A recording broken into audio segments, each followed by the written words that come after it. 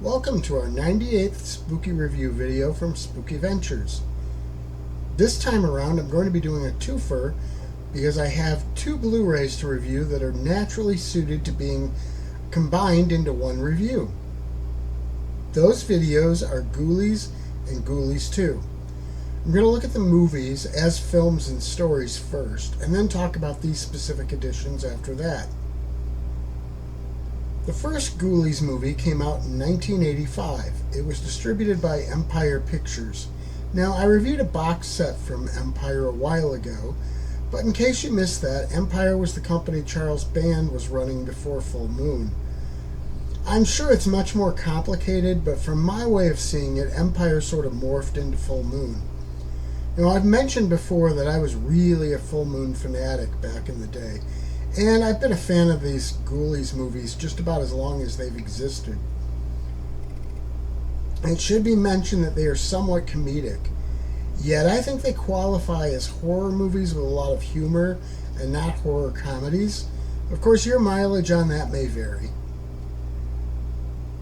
One interesting thing about the first movie is that the most iconic image from it, the ghoulie coming out of the toilet, was not part of the initial shoot for the film.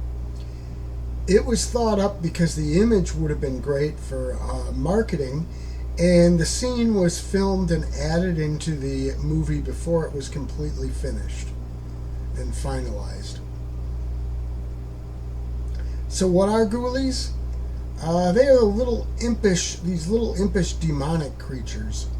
They are one of two types of summoned beings seen in the first film.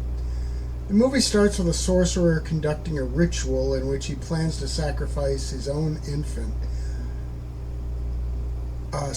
son, and the mother places a protective spell over the child, preventing the sacrifice. In response, he has the child removed and he sacrifices the woman instead. The main part of the film takes place 25 years later, when that child inherits his father's estate. He quickly gets pulled into the allure of the dark arts and winds up summoning the various servants. Now, while getting too much deeper into the story for the sake of those who haven't seen it yet, there are darker forces and deeper schemes at play here. And those work out as a lot of creepy fun when the ghoulies get set loose. The ghoulies are at once menacing and silly, and they bring some real danger, but do so in a way that's almost cute and definitely rather funny. They were really the focus on that first film, and rightfully so, because they are the most entertaining part of it. That fact seems to underpin the decision to go away from the dark arts angle of the story with the sequel, Ghoulies 2, which came 2 years later. In that film, the little monsters are off on their own, spreading mayhem at a carnival. There are subplots and other things going on, but again, the creatures, who have some new members in their crew now, are the draw and focus of the movie. And they did a new version of the ghoulie in the toilet shot for that movie, and that one they actually put into the script and intended it from the beginning. The gore and silliness do get a little over the top, but in a good way. And that's particularly true when people visiting the funhouse think the ghoulies are part of the entertainment and enjoy the show until they realize it's real. As much as they take this to some absurd levels, the threat and darkness in the second film seem amplified from the first one too. Maybe the movie needs that added level of absurdity to balance the darkness of it out really well.